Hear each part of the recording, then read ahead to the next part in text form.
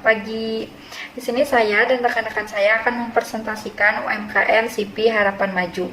Nah, yang pertama ini ada identifikasi resiko, yang dimana sebuah proses atau kegiatan mengidentifikasikan, mengenali penyebab resiko apa saja yang dihadapi oleh suatu organisasi.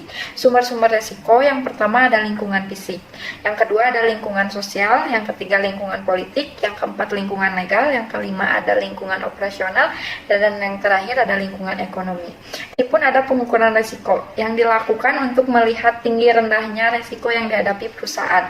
Yang pertama ada pengukuran kegawatan kerugian, yang kedua ada pengukuran frekuensi kerugian, dan di sini pun ada pemetaan resiko yang dimana merupakan proses penetapan prioritas dalam penanganan resiko dari keseluruhan resiko yang berhasil diidentifikasi. Selanjutnya di sini ada teknik pengendalian, ada 4 teknik pengendalian. Yang pertama pengendalian resiko, yang kedua penghindaran resiko, yang ketiga penanggungan atau penanganan resiko, dan yang terakhir pengalihan resiko. Yang dimana upaya untuk mengembangkan kegiatan bisnis UMKM ada 6, yaitu kemudahan akses permodalan, bantuan pembangunan prasarana, pengembangan skala usaha, peningkatan akses teknologi, pengembangan sumber daya manusia, dan yang terakhir mewujudkan iklim bisnis yang lebih kondusif. Identifikasi resiko dalam fungsi perusahaan yaitu faktor-faktor yang harus menjadi perhatian dan terus didorong agar mampu mendukung pengembangan bisnis UMKM secara maksimal. Di sini ada 8, yaitu yang pertama sarana dan prasarana, yang kedua fasilitas fisik, yang ketiga fasilitas pendanaan, yang keempat tenaga kerja, yang kelima pemanfaatan teknologi informasi dan internet, yang keenam inovasi, yang ketujuh pengadaan bahan baku, yang terakhir yaitu peralatan produksi. Ya, selanjutnya ada profil usaha tentang yang kelompok kami ambil, yaitu pada UMKM CP Harapan Maju, yang pemiliknya itu Bapak Saprudin, dan mereka menjual produk seperti kain lap, masker kain, atau sarung tangan, yang dimana mereka menjual ini untuk home industri ataupun perusahaan besar seperti PT Krakatau Steel, PT Chandra Asri, dan PT lain-lainnya. Ya, selanjutnya untuk mengidentifikasi sumber-sumber resiko, yang pertama ada lingkungan fisik, yang dimana resiko bangunan gudang yang terkena banjir, gempa bumi, dan kebakaran karena tempat penyimpanan persediaan barang terpisah dari tempat usaha, dan resiko pencemaran lingkungan yang berasal dari limbah kain yang tidak terpakai dan limbah tersebut tidak dapat terurai dengan tanah. Yaitu yang kedua ada lingkungan sosial, yang dimana suara bising dari mesin pemotong kain yang dapat mengganggu warga sekitar. Proses produksi akan menjadi lambat yang diakibatkan oleh tidak adanya kebijakan usaha, dan pemberhentian pegawai yang dikarenakan perselisihan antara pegawai dan pemilik atau karena pegawai ingin menjadi pekerja baru. Nah, yang ketiga yaitu ada lingkungan operasional, yang dimana membayar pengobatan karyawan yang kecelakaan saat bekerja, dan kerusakan mesin memperlambat proses produksi dan pengeluaran biaya perbaikan mesin atau membeli baru, dan rusaknya sistem komputer untuk pembuatan surat menyurat. Selanjutnya itu sumber risiko, yang dimana ada konsumen, supplier, pesaing, dan regulator, yang dimana konsumen ini tidak puas dengan pelayanan yang diberikan, produk yang dikirimkan tidak sesuai dengan permintaan, dan konsumen yang masih memiliki kredit dengan CP Harapan Maju. Dan untuk supplier yaitu pengiriman bahan baku atau barang jadi dari supplier yang datang tidak sesuai dengan harapan kami, dan yang keduanya itu menaikkan harga barang dengan alasan adanya kenaikan bahan baku dari perusahaan tekstil. Dan untuk pesaing itu kecurangan pesaing yang menjelekkan citra CP Harapan Maju kepada para konsumen. Dan untuk regulator sendiri yaitu perubahan perundang-undang yang berlaku terkait usaha dagang atau perdagangan mengakibatkan adanya kerugian bagi CP Harapan Maju. Selanjutnya ada identifikasi risiko dalam fungsi perusahaan. Yang pertama ada fungsi perusahaan keuangan, yang kegiatannya yaitu pencatatan arus kas secara manual, penggabungan rekening pribadi dengan rekening usaha, pemberian kredit kepada pelanggan kredit macet, kredit tak terbayar, pinjaman bank, resiko suku bunga, atau tidak adanya laporan laba rugi, dan inflasi. Selanjutnya akan dibacakan oleh rekan saya. Fungsi perusahaan yang kedua adalah pemasaran. Kegiatannya penetapan harga, deskripsi penyebab risiko. Apabila CV Harapan Maju menetapkan harga yang tidak sesuai dengan harga pasar, maka konsumen akan mencari ke UMKM yang sejenis dengan harga yang lebih murah. Seperti yang kita ketahui sekarang, tengah terjadi pandemi COVID-19 yang sempat berimbas kepada kelangkaan masker dan sarung tangan, sehingga khususnya harga masker menjadi melambung tinggi, tetapi seiring berjalannya waktu, banyak produsen yang memanfaatkan keadaan tersebut untuk berlomba menjual dan menawarkan masker dengan harga yang lebih tinggi, karena harga tersebut sesuai dengan harga di pasaran. Tetapi risikonya pelanggan tidak membeli produk tersebut dan mengganti ke produk yang lain seperti masker kain. Sumber resikonya dari eksternal itu pesaing. Kemudian pendistribusian atau pengiriman barang ke konsumen. Pengiriman barang tidak sesuai waktu permintaan konsumen dan terjadi keterlambatan sehingga konsumen komplain mengenai barang yang terlambat dan konsumen bisa kecewa dan tidak membeli di CV Harapan Maju. Sumber risikonya eksternal yaitu dari konsumen. Kemudian ada promosi. Promosi yang dikatakan oleh CV Harapan Maju masih menggunakan word of mouth dari pelanggan yang satu ke pelanggan yang lain, sehingga produk kurang dikenal secara luas karena promosi hanya dilakukan melalui word of mouth menggunakan media WhatsApp. Pemilik belum memiliki strategi pemasaran produknya sehingga pangsa pasar belum menyebar secara luas. Fungsi perusahaan yang ketiga adalah operasional. Perusahaan yang bergerak di bidang industri terutama masker yang menjadi tuntutan masyarakat karena wajib menggunakan masker, sehingga membuat harga bahan bakunya mengalami kenaikan yang tentu saja akan mempengaruhi proses produksinya dan menurunnya kapasitas produksi dan tidak menetapkan kebijakan usaha mengenai kapasitas yang harus diproduksi per tiap harinya.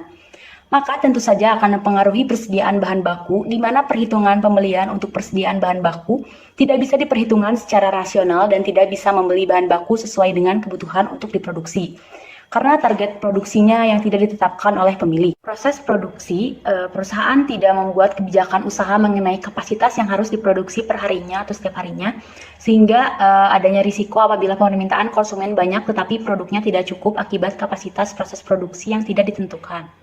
Mesin yang umurnya sudah tua atau sudah mendekati habis masa pakai, maka akan berpengaruh pada hasil produksi karena akan memperlambat proses produksi dan perusahaan harus mengeluarkan biaya perbaikan mesin tersebut. Pengelolaan limbah, pada saat proses produksi terutama yang berbahan dasar kain, tentu saja akan menghasilkan limbah yang akan mencemari lingkungan.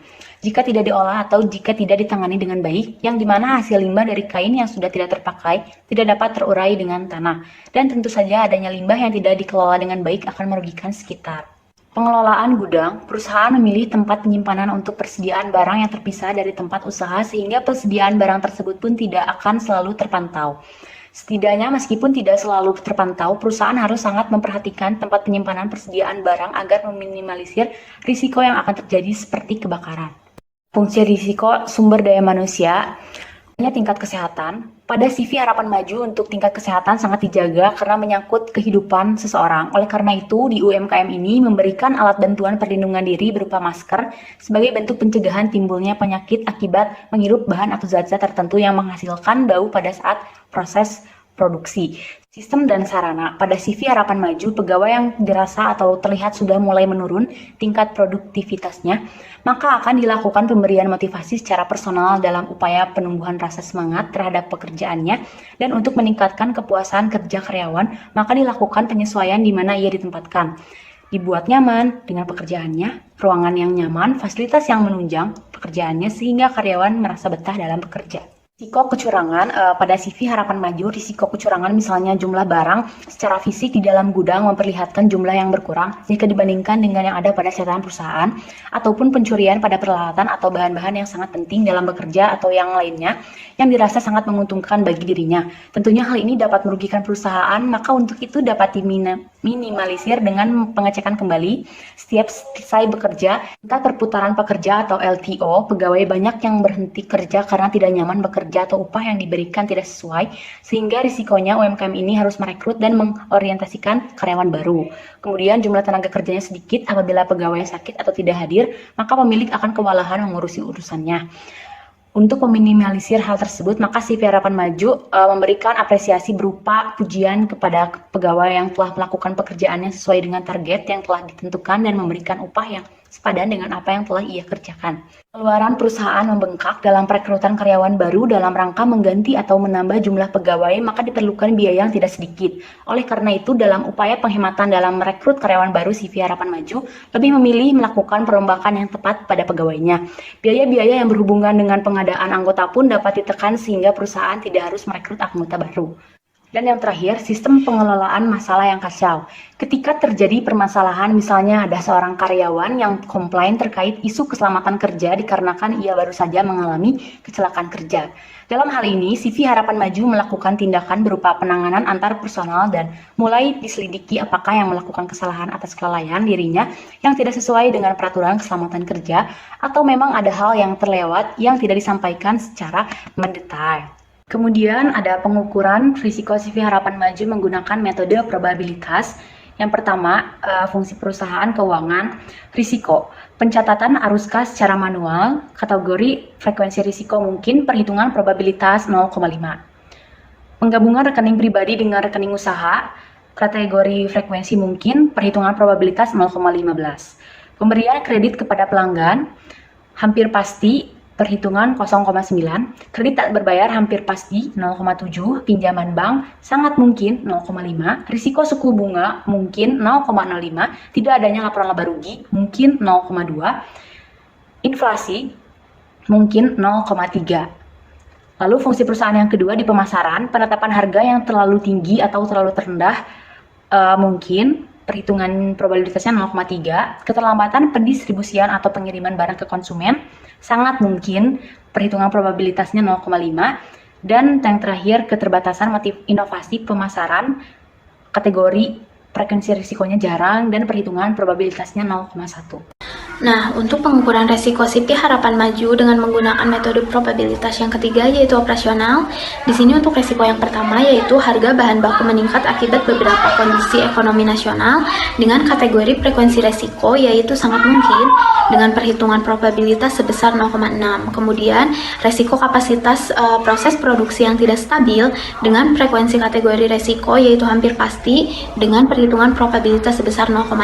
Kemudian yang ketiga, untuk resiko kerusakan mesin produksi yaitu dengan frekuensi resiko hampir pasti dengan perhitungan probabilitas sebesar 0,5. Kemudian untuk resiko komplain dari warga sekitar akibat kegiatan produksi yaitu frekuensi kategori resikonya paling kecil terjadi dengan perhitungan probabilitas sebesar 0,1. Kemudian untuk bagian SDM, resiko yang terjadi yang pertama yaitu tenaga kerja yang tidak terampil untuk kategori frekuensi resikonya yaitu jarang dengan perhitungan probabilitasnya sebesar 0,3. Kemudian yang menyebabkan kecelakaan kerja di sini juga jarang dengan perhitungan probabilitas sebesar 0,3. Nah, kemudian selanjutnya tidak adanya sistem dan sarana yang baik untuk karyawan. Di sini kategori frekuensi resikonya yang jarang dengan perhitungan probabilitas sebesar 0,3. Kemudian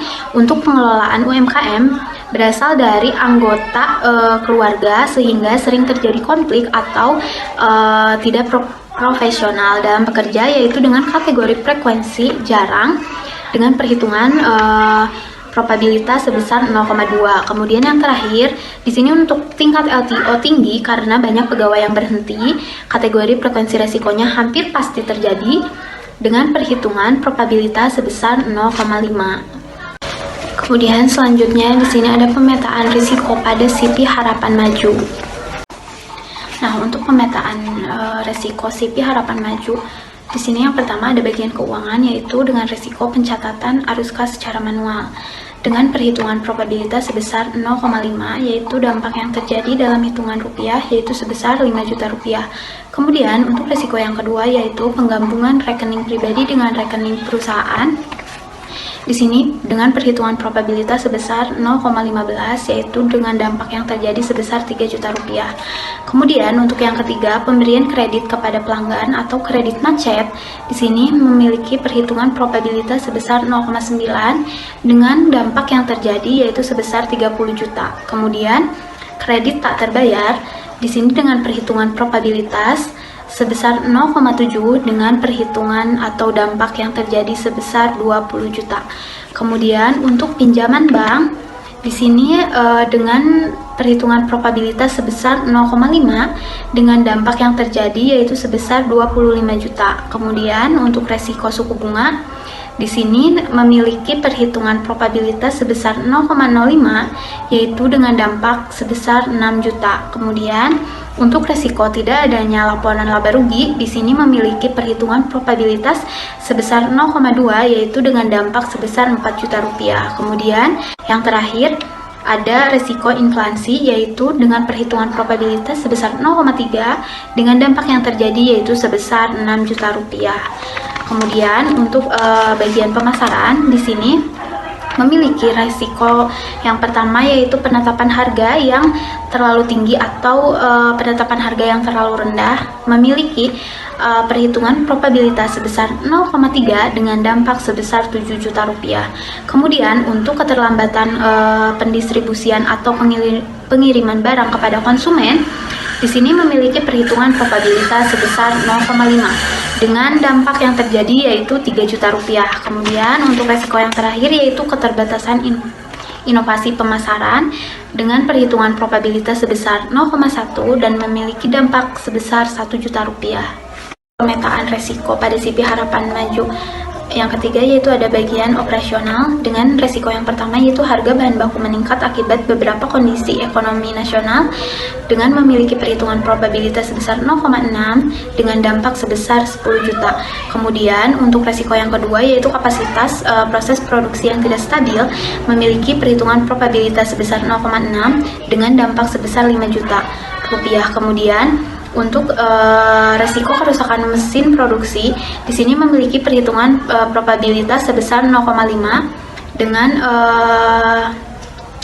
dampak sebesar 10 juta rupiah. Kemudian untuk resiko komplain dari warga sekitar akibat kegiatan produksi di sini memiliki perhitungan probabilitas sebesar 0,1 dengan dampak sebesar 1 juta rupiah.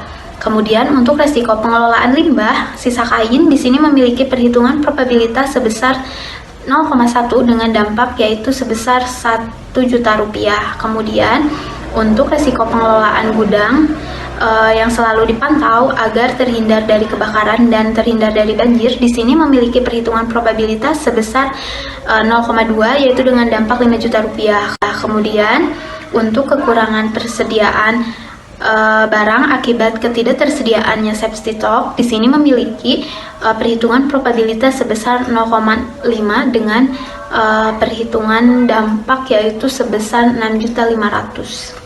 Nah, untuk pemetaan resiko CP Harapan Maju untuk bagian SDM di sini ada resiko yang pertama yaitu tenaga kerja yang tidak terampil sehingga menyebabkan kecelakaan kerja dengan perhitungan probabilitas sebesar 0,3 dengan dampak sebesar 2.500.000 rupiah. Kemudian yang kedua yaitu tidak adanya sistem dan sarana yang baik untuk karyawan untuk perhitungan probabilitas sebesar 0,3 dengan dampak sebesar 2.600.000 rupiah.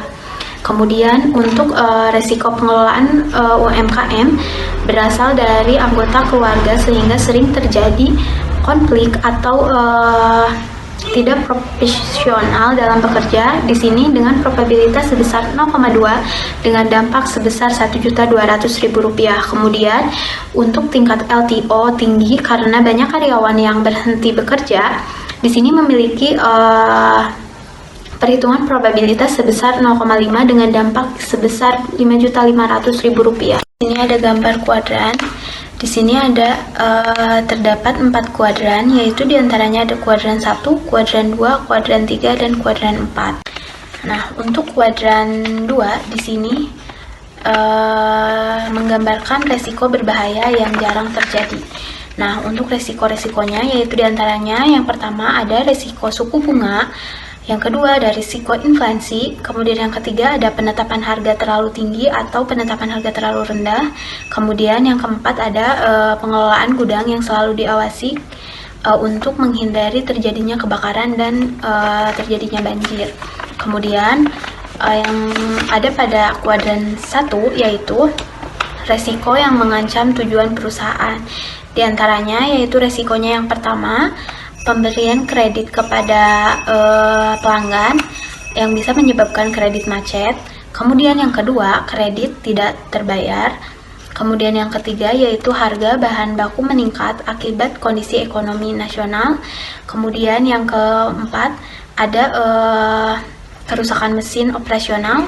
Dan yang kelima ada kurangnya persediaan barang akibat tidak ketersediaannya safety stock. Nah, itu adalah resiko-resiko yang mengancam tujuan perusahaan. Bagian kuadran 4 di sini menggambarkan resiko yang tidak berbahaya.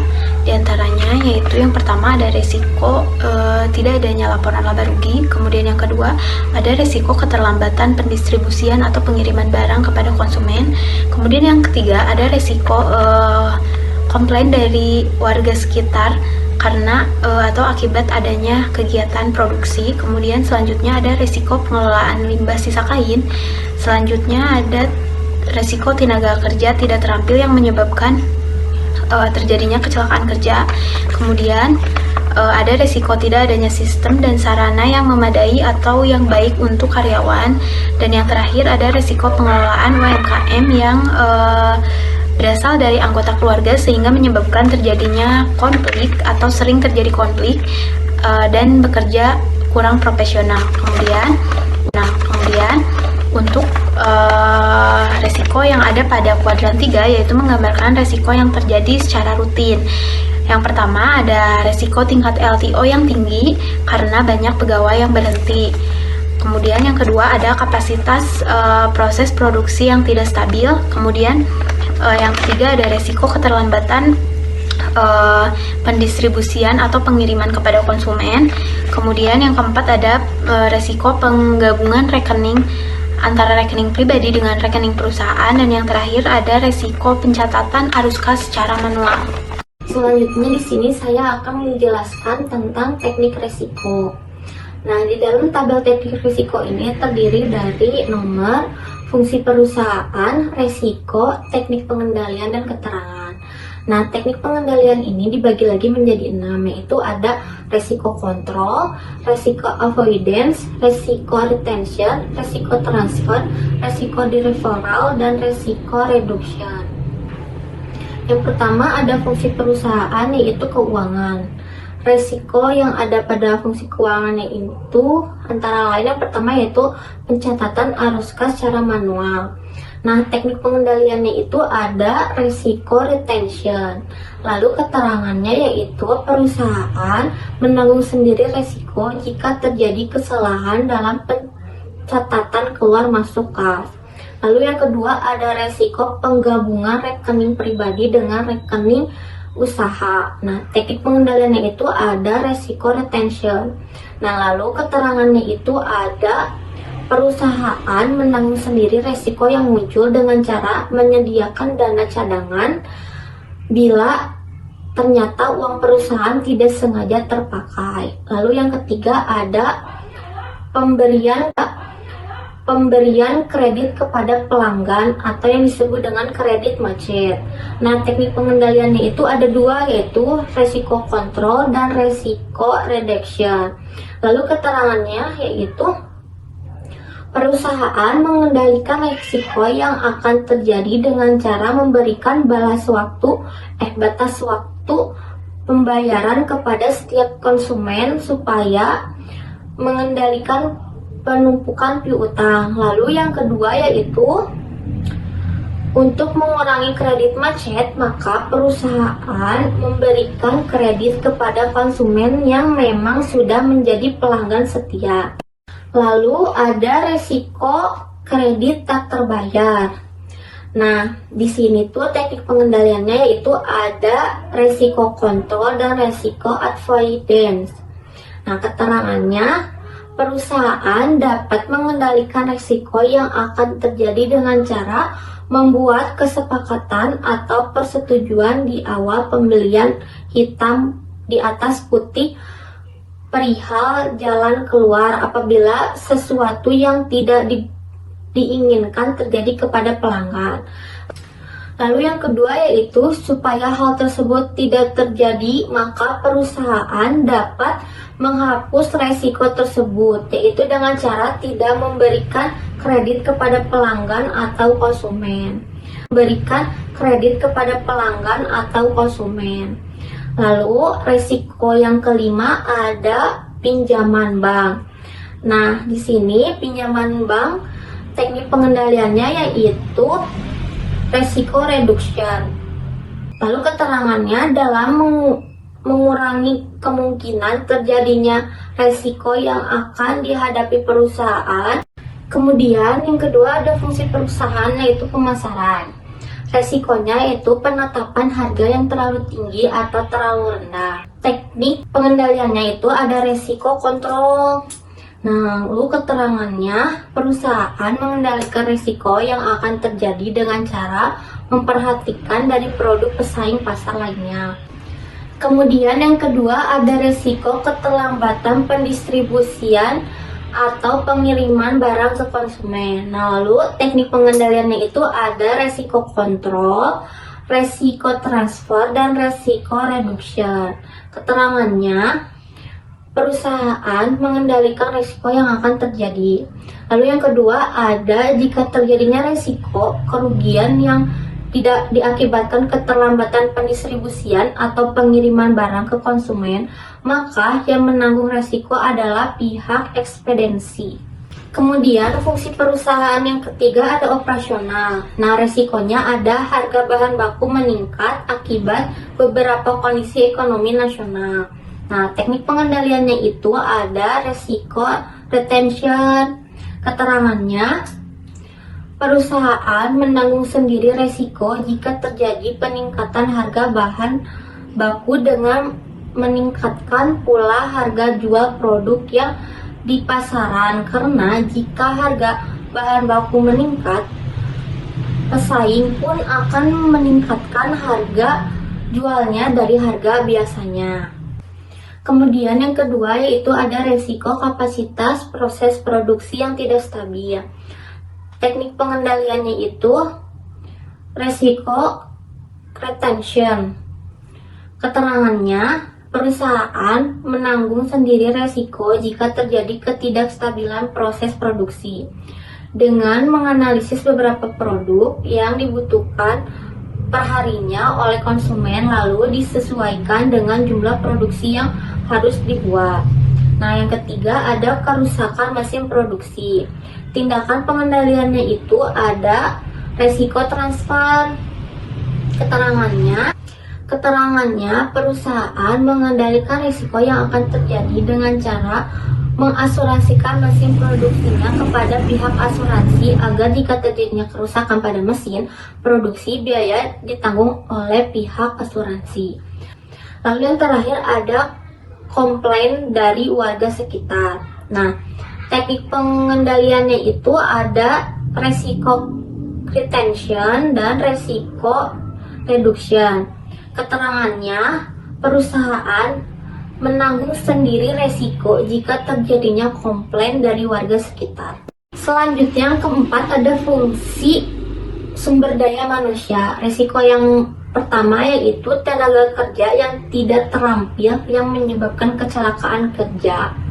Teknik pengendaliannya yaitu ada resiko transfer dan resiko reduction.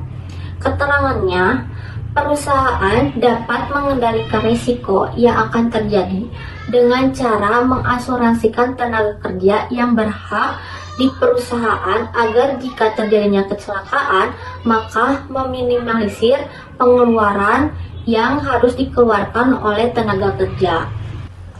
Keterangan yang kedua, perusahaan dapat mengendalikan risiko yang akan terjadi dengan cara memberikan pengetahuan dan pelatihan mengenai K3 kepada para tenaga kerja. Risiko yang selanjutnya yaitu tidak adanya sistem dan sarana yang baik untuk karyawan. Teknik pengendaliannya itu ada risiko kontrol. Lalu keterangannya, perusahaan mengendalikan atau meminimalisirkan risiko yang akan terjadi dengan cara memberikan sistem dan sarana yang baik sesuai dengan kebutuhannya. Kemudian, risiko selanjutnya yaitu pengelolaan UMKM berasal dari anggota keluarga sehingga sering terjadinya konflik dan tidak profesionalnya. Teknik pengendaliannya itu ada resiko kontrol dan resiko retention. Keterangannya, perusahaan mengendalikan atau meminimalisir resiko yang akan terjadi dengan cara memberikan pelatihan dan pemahaman mengenai profesionalitas dalam bekerja yang akan mempengaruhi berjalannya untuk pekerja. Selanjutnya, keterangan yang kedua yaitu perusahaan menanggung sendiri risiko jika terjadinya konflik antara keluarga tidak profesional pada UMKM yang berasal dari perusahaan. Selanjutnya, slide 33 yaitu ada monitoring risiko. Kontrol terhadap risiko dilakukan dalam proses change management yang berarti dilaksanakan atau dilakukan pada proses awal ataupun di akhir. Pada tahapan ini, perusahaan dapat memonitoring, mereview, atau mengevaluasi terhadap hasil manajemen risiko UMKM tersebut, serta mengidentifikasi perubahan yang perlu dilakukan dalam periode selanjutnya supaya risiko tersebut dapat diminimalisir oleh perusahaan. Selanjutnya ada strategi terdiri dari 4, yaitu melakukan kerjasama berkelanjutan dengan distributor. Yang kedua, melakukan survei dengan UMKM sejenis. Yang ketiga, mengadakan iklan atau promosi ke media sosial. Dan yang keempat, mencari banyak relasi supplier bahan baku ataupun produk jadi. Kemudian kesimpulannya adalah langkah pertama yang harus dilakukan adalah mengidentifikasi resiko. Hal yang perlu diperhatikan dalam identifikasi dalam sebuah usaha adalah mendaftarkan sebanyak mungkin resiko yang potensial akan terjadi. Setiap pemilik usaha wajib melakukan pencatatan terkait semua transaksi yang dilakukan, seperti penjualan harian, belanja harian yang kemudian direkap setiap minggu atau setiap bulan. Dengan demikian, pemilik usaha memiliki data historis yang bisa dijadikan acuan pengambilan keputusan di kemudian harinya. Lalu langkah kedua adalah melakukan pengukuran setiap resiko yang potensial akan terjadi. Langkah ketiga adalah memetakan resiko. Langkah keempat adalah pengendalian resiko. Maksudnya adalah ketika kita sudah memetakan setiap resiko yang ada pada usaha, kita sebaiknya dikelola dengan baik untuk meminimalisir kerugian di kemudian harinya. Nah, lalu langkah terakhir dalam manajemen risiko adalah dengan memonitoring risiko. Monitoring risiko sebaiknya dilakukan di awal, selama proses, dan di akhir kegiatan. Sekian dari kelompok kami, mohon maaf bila masih banyak kesalahan. Wassalamualaikum warahmatullahi wabarakatuh.